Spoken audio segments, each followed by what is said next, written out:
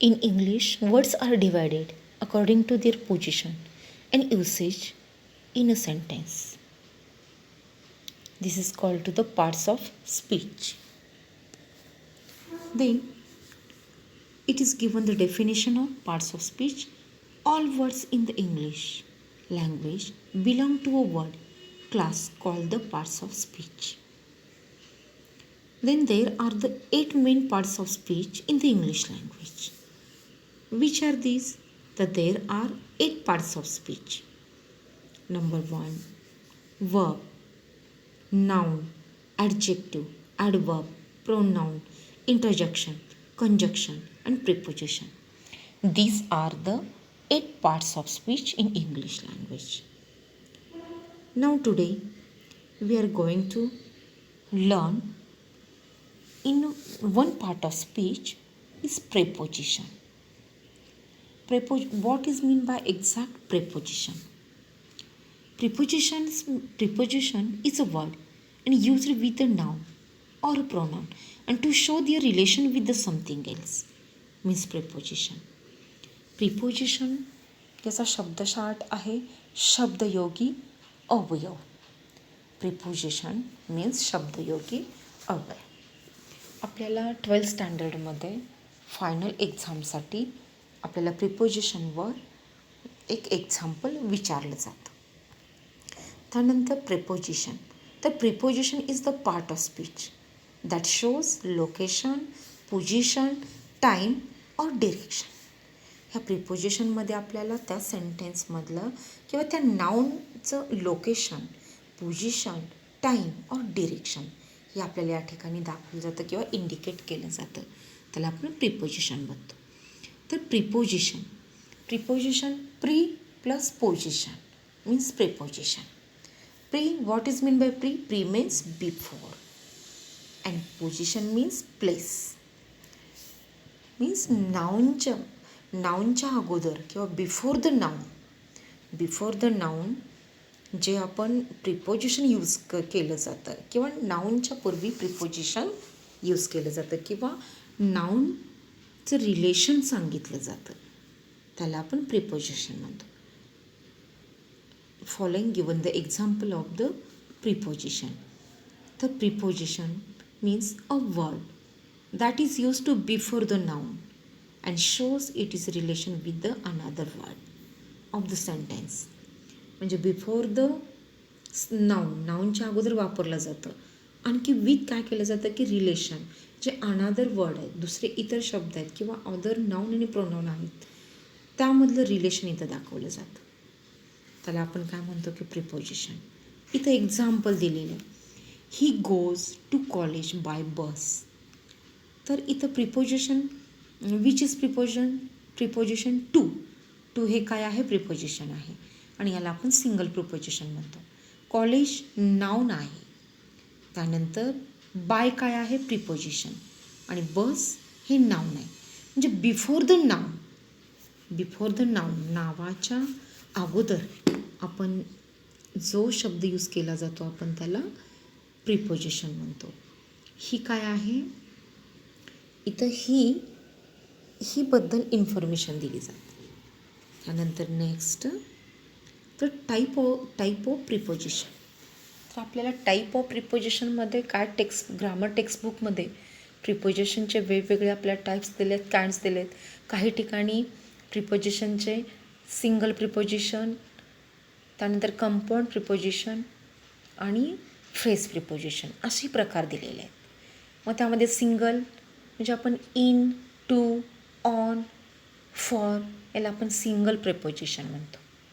Compound म्हणजे two preposition एकत्र येतात त्याला आपण कंपाऊंड प्रिपोजिशन म्हणतो. म्हणजे यामध्ये into, within, with plus in, within, without याला आपण कंपाऊंड प्रिपोजिशन म्हणतो. आणि the next phrase preposition means या ठिकाणी येणार फ्रेजनं, अकॉर्डिंग टू यू किंवा अला हे जे आहेत या फ्रेजनं येतात किंवा यामध्ये आपल्याला एक्झाम्पल दिलेत, काही दिलेले फ्रेज प्रिपोजिशन.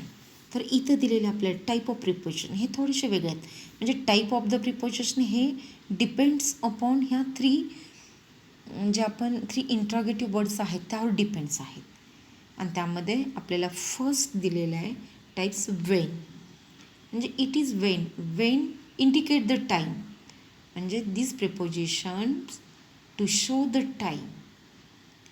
कुठली आहे त्यामध्ये? In, on, at, before, after. This preposition to show the time. Second आहे where. Where is to show the place of noun. म्हणजे सेकंड जे वेअर आहे हे प्रिपोजिशन आपल्याला प्लेस सांगतं. तर यामध्ये कुठले आहेत? Under, above, in, on, at. हे काय करतात आपल्याला? To show the place.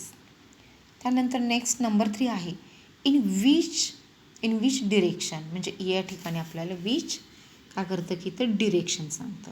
म्हणजे this preposition to show the direction. To, into, of, from. हे काय करतं आपल्याला इथं? डिरेक्शन सांगतं. त्यानंतर नेक्स्ट इथं यामध्ये आपल्याला एक लोकेशन दिलेलं आहे. लोकेशनमध्ये पण सरफेस, इनक्लोज्ड एरिया, पॉईंट म्हणलेलं आहे. जर सरफेस दाखवायचं असेल तर आपण ऑन हे प्रिपोजिशन यूज करतो. इथं एक्झाम्पल दिले.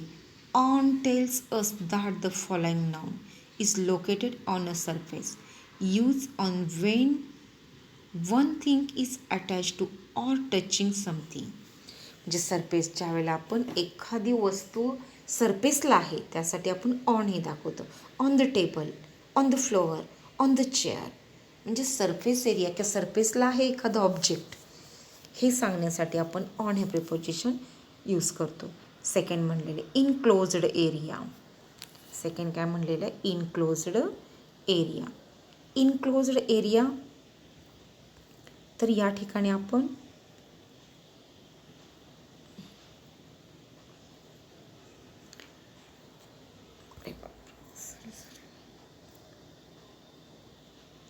enclosed area. In tells us the noun is in an enclosed space, surrounded or closed off on the all sides. Means it basically when something is the inside something. इथं enclosed म्हणजे already in a box. In already आहे, enclosed area, in a box already आहे, in a box, in a room, in a country.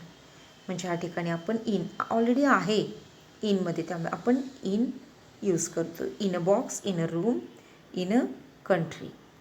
त्यानंतर point. At preposition tells us that the following noun is located at the specific point or location. It shows an the exact position. म्हणजे आपल्याला इथं at काय करतं की specific. त्यामध्ये आपण काय म्हणतो की व्हेरी स्पेसिफिक आणि स्मॉलेस्ट असेल तर आपल्याला ॲट हे यूज करतो. पण इन काय करतो? इन हे आपल्याला की त्यामध्ये एक स्पेसिफिक आहे पण नॉट स्पेसिफिक आहे पण ते खूप काही नाही आहे. आपण त्यामध्ये म्हणू की इन जनरलमध्ये आहे. यामध्ये she is waiting at the entrance. म्हणजे ती एक्झॅक्ट कुठे वेटिंग करते? एंट्रन्सच्या इथं. म्हणजे इथं काय आहे आपल्याला हे निश्चित प्लेस माहीत आहे. त्यानंतर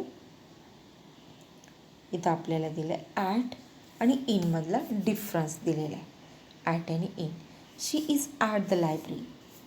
ॲट जेव्हा आपण दोन्हीही प्रिपोजिशन इथं बरोबर आहेत पण ॲट काय करतं? The emphasis is on the her location and the type of the place she has gone to. म्हणजे ह्या ठिकाणी आपल्याला एक्झॅक्ट लोकेशन कुठल्या ठिकाणी आहे किंवा लोकेशन आणि टाईप ऑफ कुठल्या प्रकारचे आहे हे ॲट आपल्याला इथं सांगतं. पण शी इज इन द लायब्ररी हे काय करतं? The emphasis is on the type of building. She is in. इथं काय केलेलं आहे? एक्झॅक्ट आपल्याला बिल्डिंग काय आहे ते फोकस करतं, एम्फसिस करतं.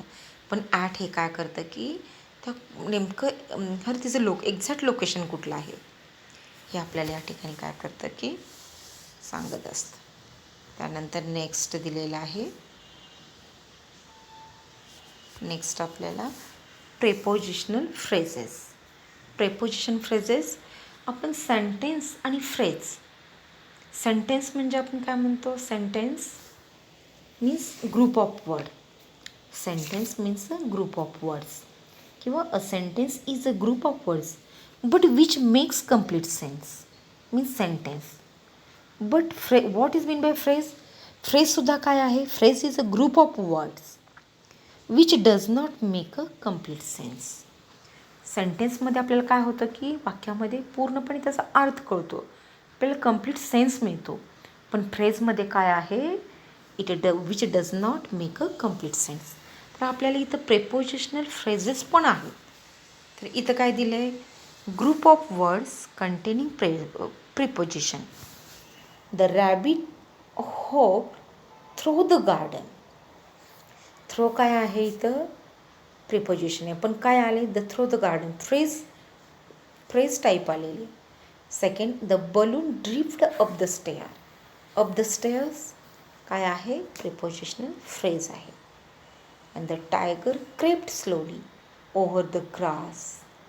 Tiger crept slowly over the grass, हे सुद्धा काय आहे, प्रेपोजिशनल फ्रेज.